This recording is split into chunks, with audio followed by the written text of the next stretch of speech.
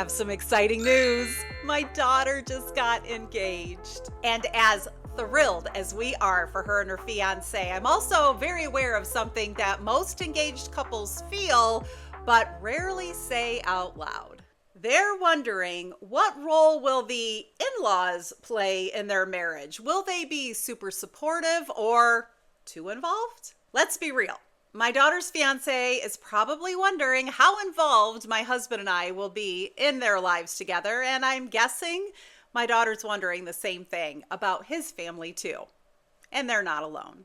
In fact, 68% of couples say that in-law relationships are a top concern for them, whether it's boundaries or favoritism or just feeling stuck in the middle.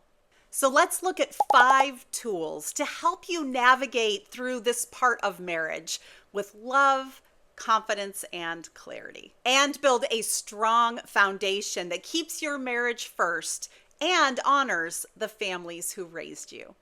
And if we haven't met yet, hi, I'm Tanya. I am the founder of Premarital Commitment Conversations, where I coach engaged couples to build a rock-solid foundation for their future marriage. First tip, agree to a united front. One of the best things you can do before you get married is decide that you are on the same team. This means when something awkward happens in your family, maybe it's frustrating or unclear, you talk to your family, your partner talks to their family. And why? Well, it keeps things clear and respectful. Let's say your mom wants to throw you a great big wedding shower, but you were hoping for something kind of small. Instead of your fiance going and talking to your mom, that's for you to do. And you could say something like this: Mom, I love how excited you are, but here's the kind of celebration that feels most like us. This avoids any sense of taking sides, and it builds trust and loyalty within your marriage. This signals we protect each other, even with the people we love the most. Tip 2, establish firm but gentle boundaries. Boundaries aren't walls. They're more like fences with gates. They let in love, but protect what matters most. They help everyone know what's okay and what's not okay, and what is going to be the best for everyone. Here's an example around wedding planning. You can say, we really want your input, and here are the parts of the wedding where we need your help. But here are the parts that we just want to take care of as a couple. And why does this matter? Well, it creates clear boundaries right at the beginning, and those help to reduce resentment.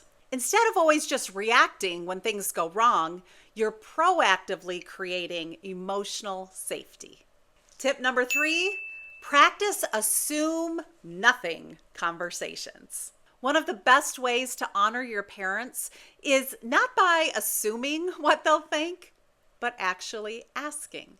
One of the biggest ways that couples unintentionally hurt or distance themselves from their parents or their in-laws is by making assumptions.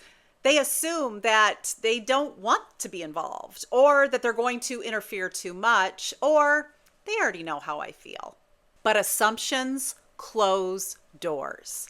Conversations open them. Ask your parents, as we get married, what are some of the ways that you want to stay connected with us? This honors your parents and in-laws by inviting them in with intention. This also gives the two of you clarity, so you can live a life with less guessing and less guilt and fewer future problems. Tip 4, make marriage the first family. Marriage is the beginning of a new family, not a replacement of the old one. That can feel complicated, especially if your parents have been your primary support system up until now. Here's the shift. I still love you, but my partner comes first now, and that's healthy. Here's an example.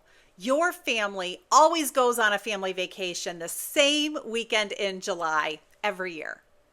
Your fiance's family Same weekend in July every year has a family reunion. What do you do? Remember, you're honoring your new family, your husband or wife, first. That might mean alternating years going back and forth or starting a brand new tradition that honors both of your families. Putting your marriage first is not selfish. It is sacred. And the more your families see how united and healthy you are as a couple, the more peace they will feel about your relationship. We made it to tip number 5. Schedule in-law check-ins with each other. This isn't dramatic. This isn't overthinking. It's just communication. Every so often, check in with each other, maybe once a quarter or every other month.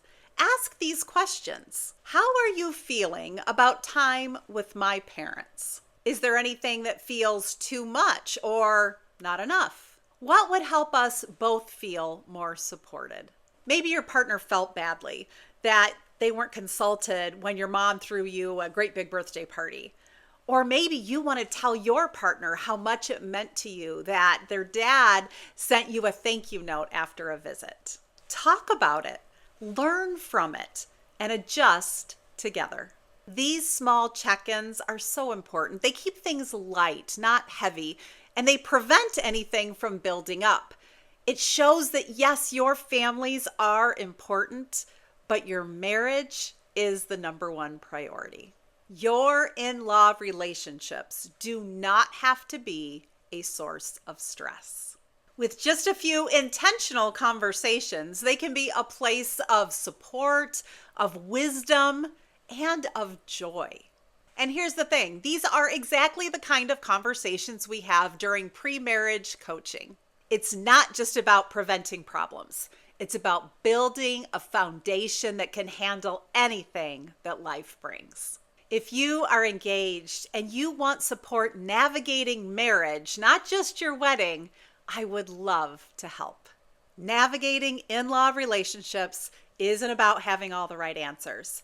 It's about having the right tools, having the right conversations, and having the right commitment to your marriage. Your parents, your partner's parents, are not perfect, and neither are you.